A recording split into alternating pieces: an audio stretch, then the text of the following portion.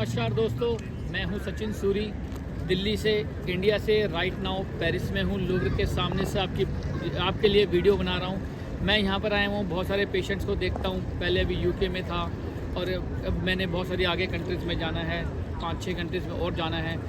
इस कंट्रीज़ में जाने का कारण सिर्फ यही है कि जो हम दवाई देते हैं वो कहीं पर भी अवेलेबल नहीं है। लोग मोस्टली हेपेटाइटिस बी के लिए, मैं ये वीडियो हेपेटाइटिस बी के लिए बना रहा हूँ, मैं आपको बता दूँ आपको। और मोस्टली क्या होता है कि लोग डॉक्टर्स के पास जाते हैं और डॉक्टर्स इसकी कोई दवाई नहीं दे पाते, और हम जो दवाई देते हैं वो आयुर्वेदिक मेडिसिन है, लिवर संजीवनी HB।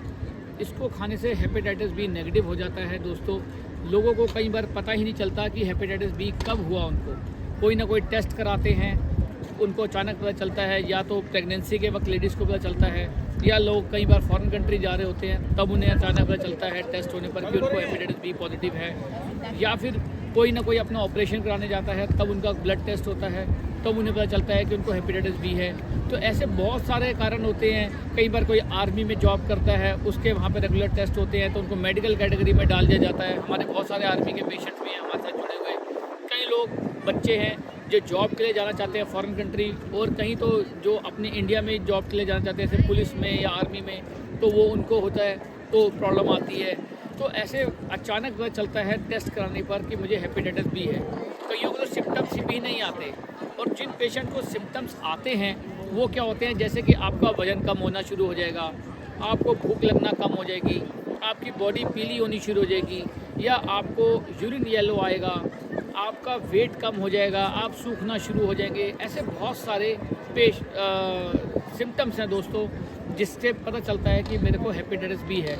मोस्टली तो कई बार ऐसा होता है कि पेशेंट को सिर्फ एक नॉर्मल सा जॉन्डिस होता है और वो टेस्ट कराने जाता है जॉन्डिस का, और साथ में पता चलता है उसको हेपेटाइटिस बी हो गया।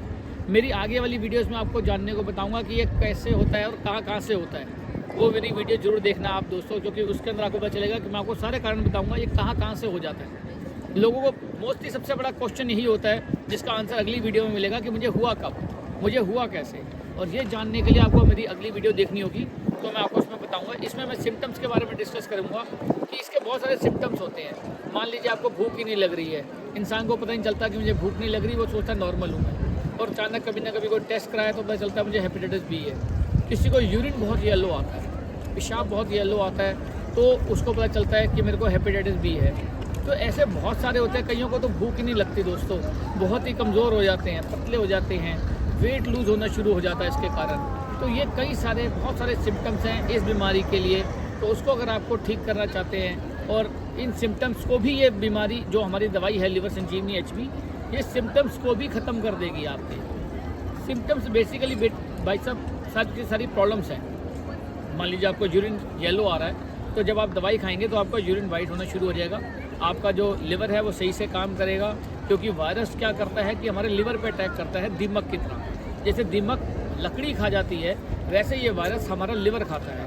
और अगर हम ये वायरस का जो कीड़ा है, अगर हम इसे नहीं मारेंगे, वायरस को नहीं मारेंगे जो लिवर को खाता है, तो एंड में लिवर कैंसर हो जाता है। या फिर क्या होता है, आपका पहले ग्रेड 1 फैटी लीवर, फिर ग्रेड 2 फैटी लीवर, फिर ग्रेड 3 फैटी लीवर, और उसके बाद सिरोसिस ऑफ लीवर हो जाता है। सिरोसिस ऑफ लीवर की भी मैं वीडियोज़ आगे बताऊंगा आपको, या हमारी पहले की भी वीडियोज़ हैं उसमें भी आप जानकारी दीजिए। आगे वाली वीडियोज़ में बहुत ज़्यादा जानकारी देने वाला हूँ कि सिरोसिस ऑफ लीवर के क्या क्या सिम्टम्स हैं, कैसे बीमारी बढ़ जाती है। तो अगर आप शुरुआत में ही इस वायरस को बचा लेते हैं अपने सिम्टम्स को पहचान कर, और आप दवाई शुरू कर देते हैं, तो आपका हेपेटाइटिस बी पूरी तरह नेगेटिव हो सकता है। जी हाँ दोस्तों, पूरी तरह नेगेटिव हो सकता है अगर आप इसके साथ डाइट चार्ट को फॉलो करें और दवाई टाइम से लें।